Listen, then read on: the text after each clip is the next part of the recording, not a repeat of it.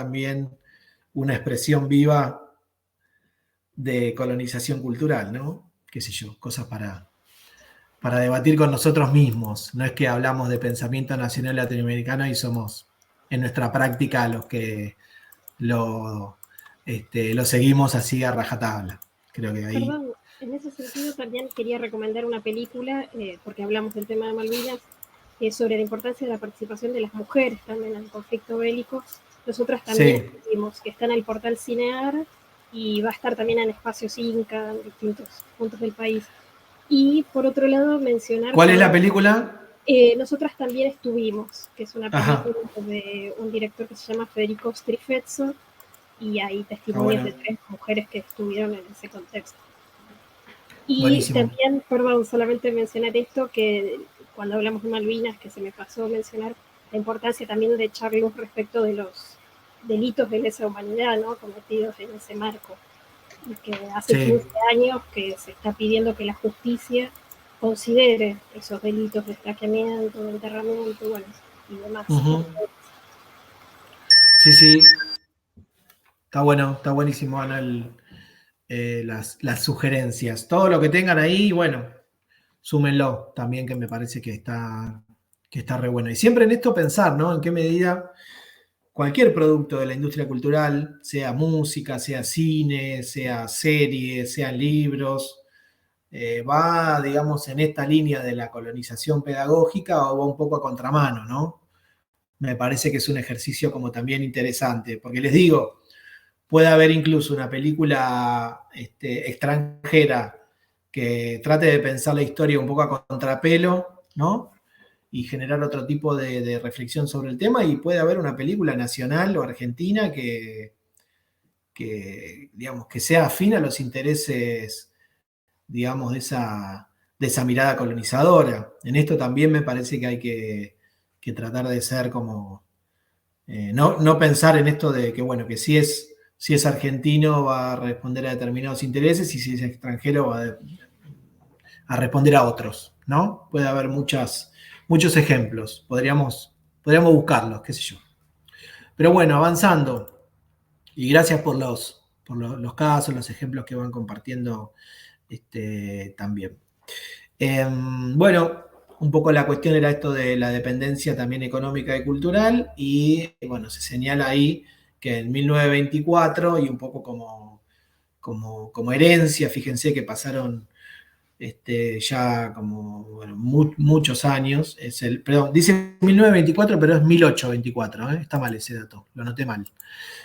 Fue el primer empréstito con la casa Baring Brothers de Londres, que fue durante el gobierno de Rivadavia, ¿no? Y fíjense también la vigencia que tienen estas figuras, que bueno, la avenida más, una de las más importantes de la ciudad de Buenos Aires, justamente lleva el nombre de quien nos endeudó, nuestro primer endeudador, ¿no?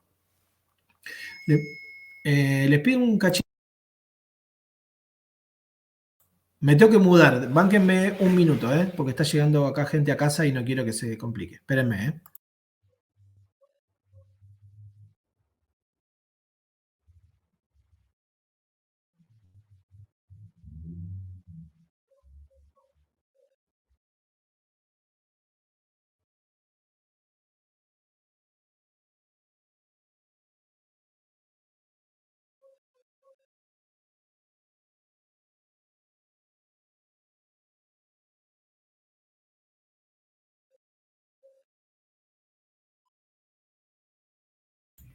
Bueno, acá estoy de vuelta.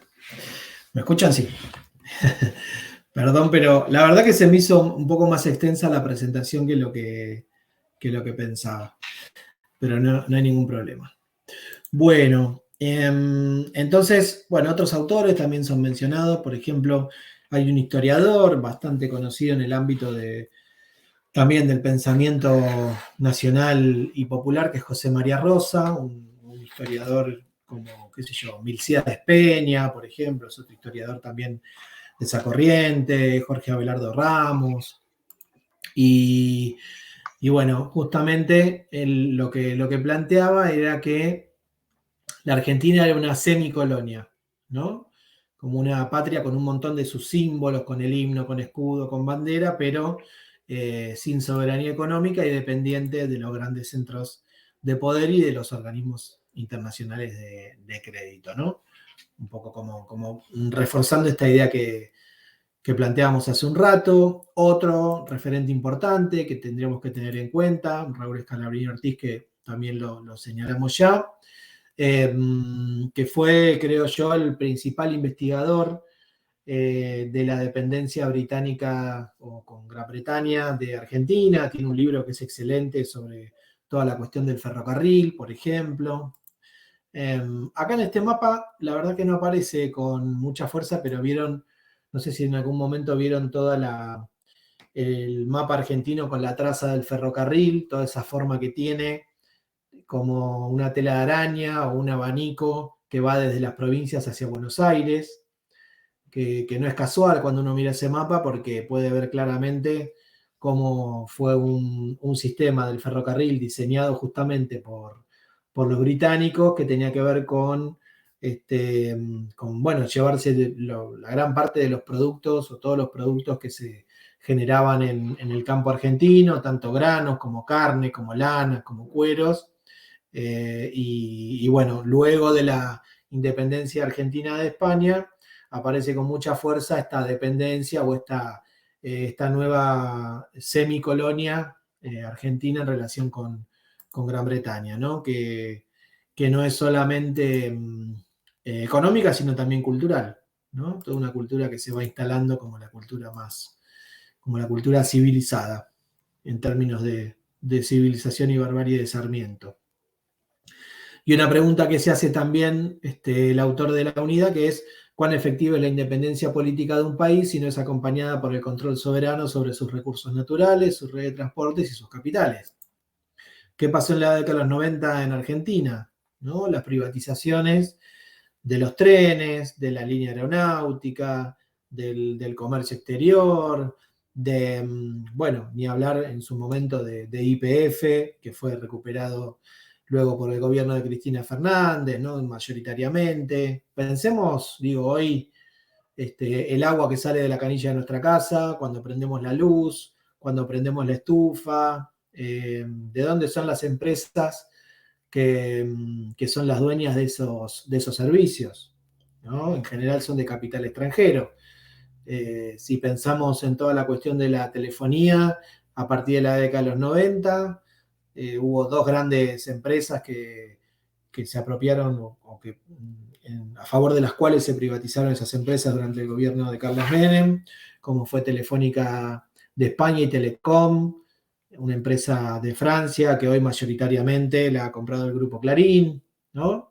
Como todavía hay un montón de circuitos y de canales de distribución que lamentablemente han dejado de ser de propiedad nacional, ¿no? Y se ha instalado también como parte de esa colonización pedagógica, o en su momento se instaló y hubo campañas muy fuertes para instalar que esas empresas eran, digamos, que estaban mal manejadas, que estaban mal administradas, que tenían corrupción y bueno, como parte de esas estrategias también.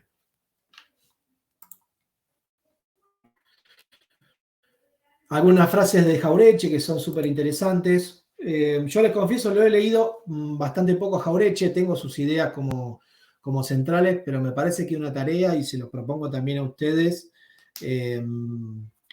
también que lo podamos hacer, como empezar a leerlo con mucho más detalle, ¿no? Porque la verdad que aparte escribe con un lenguaje bastante llano y súper político, y hay muchos de sus libros que son de conferencias, entonces como está ahí en público o con público presente, tienen como un registro muy, muy atractivo sus lecturas, sobre todo las onceras, la colonización pedagógica, bueno, y varios materiales más.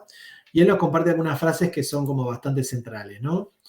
Y dice, hay dos modos de dominar un país: en las colonias directas, la encargada de persuadir a los colonos de las conveniencias del imperio, la artillería. Pero en las semicolonias, con apariencia de independencia política, la persuasión se hace pedagógicamente, dominando los instrumentos de formación de la inteligencia. La instrumentación cultural se encarga de que el país se venga sonso. De aquí es que suele suceder que los que andan con los libros no entienden los intereses del país y solo los entienden los que llevan alpargatas en lugar de libros. Estos saben poco, pero llevan la ventaja de no saber lo que enseñan los colonizadores, y no saber, cuando el saber es tontería, es sabiduría. Bueno, ahí tira un palo bastante importante a las academias, a las universidades, ¿no? Bueno, una frase también bastante famosa en su tiempo que era alpargatas sí, libros no.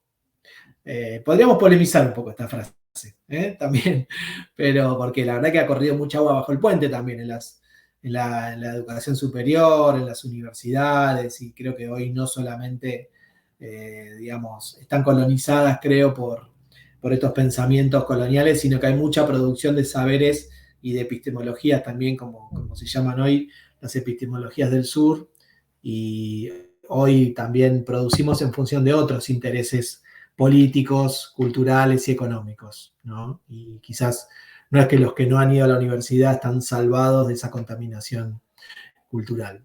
Polemizar con el maestro Jaureche, por un momento al menos.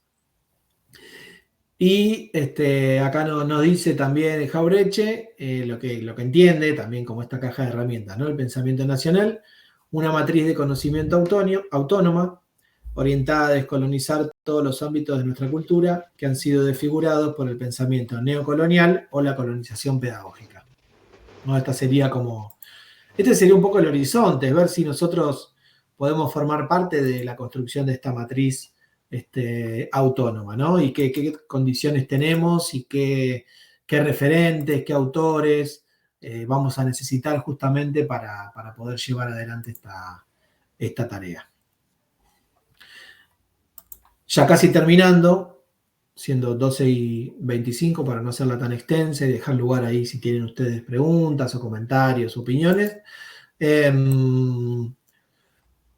Ahí plantea, ¿no? Yo ahí pongo la foto porque para mí, por lo menos en lo personal, fue el momento político.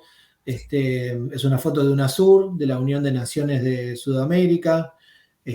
Bueno, Correa, Evo, Néstor Kirchner, Cristina, Lula, Chávez, que yo creo que fue el momento de mayor expresión de unidad latinoamericana en función justamente de construir una matriz política, económica y cultural propia, ¿no? Desde pensar en el canal Telesur, de pensar un banco también del sur, de pensar una comunidad económica como la CELAC, ¿no? Como la comunidad de estados latinoamericanos, un montón de instrumentos que durante la década de los 2000, más o menos hasta el 2015, ¿no? Que empezó como una oleada diferente, más de corte neoliberal, y hoy estamos ahí en esa disputa, pero sí creo que los que estuvimos atentos a esos momentos históricos sabemos que hubo y que hay todavía intentos porque esta matriz latinoamericana se instale, ¿no? Acá aparecen referentes como San Martín, Bolívar, Artigas en el siglo XIX, pero también esta idea de patria grande, como creo que sigue viva todavía y estamos en condiciones de poder pelear por ella, ¿no? También. Y bueno, que siempre existen como sectores muy poderosos que atentan, ¿no? Contra esta unidad latinoamericana y esta matriz autónoma, que son, según también el autor de la unidad, las grandes potencias mundiales, ¿no? Estados Unidos sobre todo y varias europeas, pero también existen oligarquías locales y sectores locales, ¿no? De la cultura, de la economía. Hoy podríamos pensar qué está pasando en nuestro país en relación con quiénes son los sectores, por ejemplo, que se ven beneficiados con cuestiones como la inflación, ¿no? Con estas disputas que están siendo tan difíciles de frenar. Y bueno, ¿cuáles son los actores locales también que colaboran en que nuestro país o nuestro territorio más amplio como la patria grande no pueda construir una matriz autónoma y una matriz propia, ¿no? Habría que ver ahí, podríamos analizar cuáles son los factores de poder que van en contra un poco de esa idea. Yo por hoy dejo acá, abro ahí quienes quieran también hacer sus aportes, comentarios, opiniones, como para ir redondeando, y en todo caso, también en un ratito, en el transcurso del día, después dejarles una actividad dentro del campus. Así que bueno, paro un poco de hablar, que ya hablé mucho, y bueno, quien quiera. No, simplemente decir que esa unidad también nos permitió como acudir rápidamente a frenar los intentos golpistas, ¿no? En la región, como Honduras o Ecuador. Creo que donde Claro, tuvimos más incidencias fue en Honduras, que se reaccionó rápidamente. sí, sí, es cierto.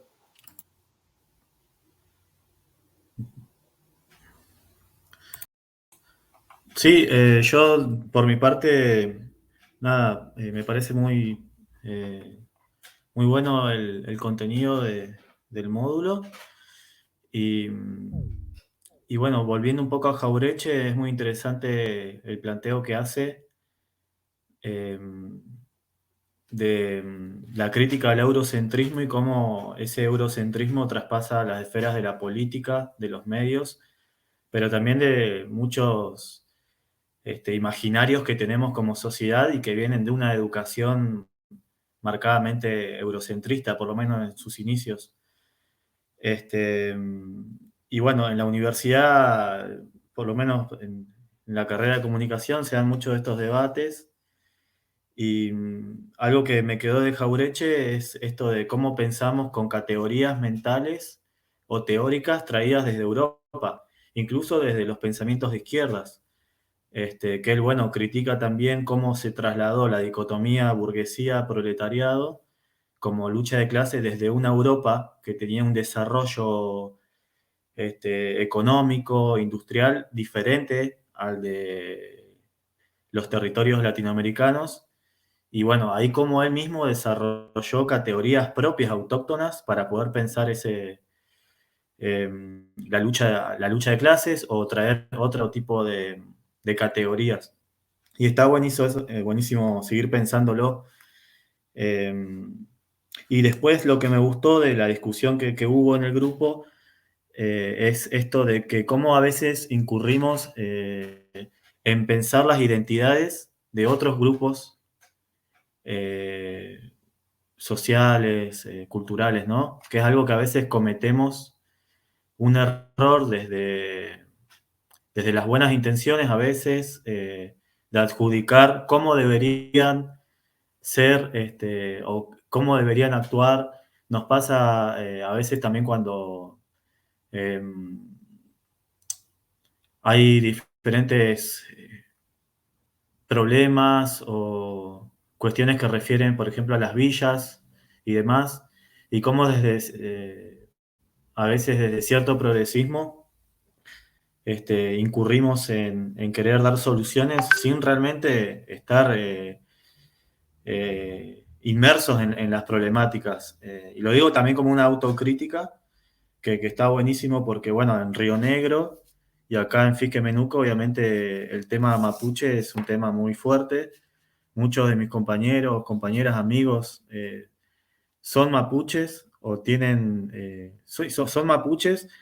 Algunos se autorreconocen, otros no, pero hay una muy buena discusión sobre el tema de las identidades y está buenísimo poder focalizar en eso, ya que nosotros estamos acá en un territorio donde esas discusiones tienen mucho que ver con nuestras vidas, ¿no?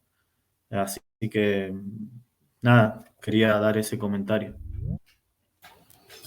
Está bueno, buenísimo. Sí, sí.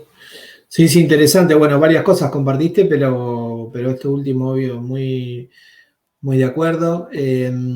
Lamentablemente las condiciones para el debate son complejas, ¿no? Porque, bueno, ha habido muchas, sobre todo en relación con las comunidades mapuche, porque ha habido muchas situaciones de violencia, muchos hechos que como que embarran mucho la posibilidad de dar un debate un poco más serio. Y bueno, hay intereses económicos muy fuertes también a nivel territorial, ¿no? La tierra en la Patagonia es muy valiosa y eso genera también que haya sectores que planteen su apropiación. Y respecto de, sí, yo pensaba en lo que decías de Jaureche y Europa. Yo ahí también discuto un poco, ¿no? También yo creo que si pensamos que todo el sistema de pensamiento de Carlos Marx lo tenemos que descartar, yo creo que estamos sumamente equivocados, ¿no? Me parece que es un aporte para todas las luchas sociales del movimiento obrero, de los trabajadores. Por más que después uno se ubique en una u otra corriente, creo que es todo un modelo de pensamiento sumamente importante para la historia, ¿no? Después, bueno, hay que ver de la acción política que plantea, los casos, cómo se llevaron a la práctica, podemos debatir un montón, pero no creo que debamos descartarlos así de plano. Calculo que tampoco Jauretche lo habrá descartado de plano. Hay que ver algunos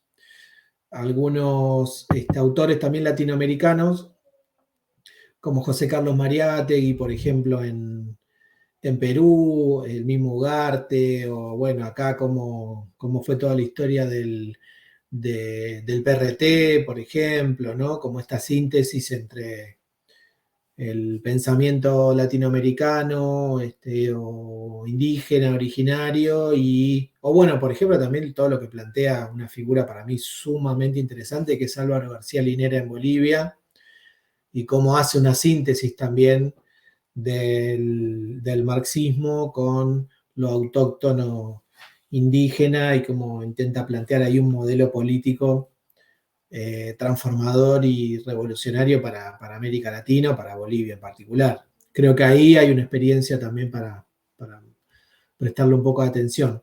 Y sí, tratar de ver siempre lo comunicacional como juega en esto, ¿no? ¿Qué avances ha habido en términos culturales, comunicacionales, qué nuevos medios se han generado, qué estructuras también se han generado para que esto tenga una presencia masiva en el conjunto de la sociedad? Creo que ahí tenemos que prestar atención también.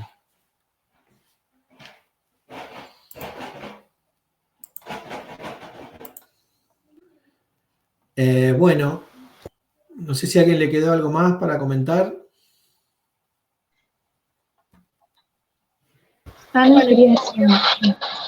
Perdón, comunicacional, lo que mencionabas de Telesur, que es un gran logro, ¿no? O sea, a nivel comunicacional en la región, la experiencia de Telesur está buenísima, más allá de que la hayan querido boicotear y quitar de varios cables.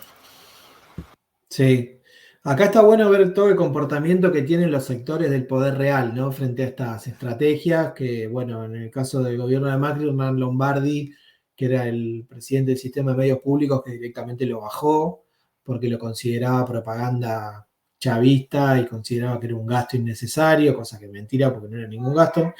Hay una nota muy interesante en La Nación, justamente de uno de los ideólogos de toda la crítica fuerte a esto, a la posibilidad de que haya medios propios latinoamericanos, que se llama José Cretas, que habla de cómo la televisión digital abierta en Argentina, que es otra de estas estructuras interesantes que se crearon en esta etapa, estaría como financiando la existencia del canal Rusia TV, Rusia Today, ¿vieron el canal ruso que está en la TDA?